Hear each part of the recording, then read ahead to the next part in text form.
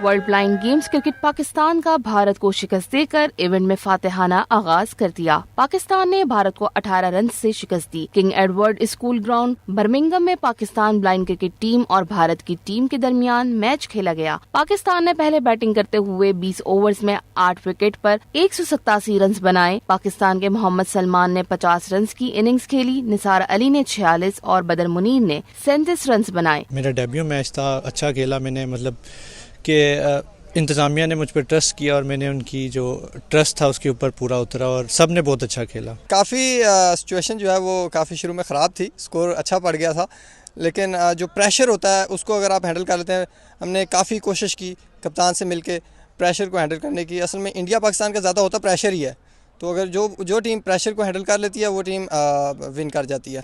जी, आज का मैच और पिच बहुत मुश्किल थी और अगर इस पिच में हमने इंडिया को हराया तो इंशाल्लाह आगे भी मैच इनको हम ज़रूर हराएंगे इंशाल्लाह। भारत के एके रेड्डी ने 4 और बादा नाइक ने 3 विकेटें ली। भारत की टीम 7 विकेट पर 169 रन बना सकी। भारत ब्लाइंड क्रिकेट टीम को 18 रन से शिकस्त का सामना करना पड़ा। सुनील रमेश ने 62 और दम्बाराव तंपाकी ने 40 रन बनाए। पाकिस्तान के मतियुल्लाह ने 2 खिलाड़ियों को आउट किया। भारत के 5 खिलाड़ी हदफ के ताक़ुब में रन आउट हुए। भारत को शिकस्त देने के बाद कौमी टीम के खिलाड़ियों ने सजदा शुक्र अदा किया। इवेंट में पाकिस्तान अगला मैच मंगल को बांग्लादेश के खिलाफ खेलेगा।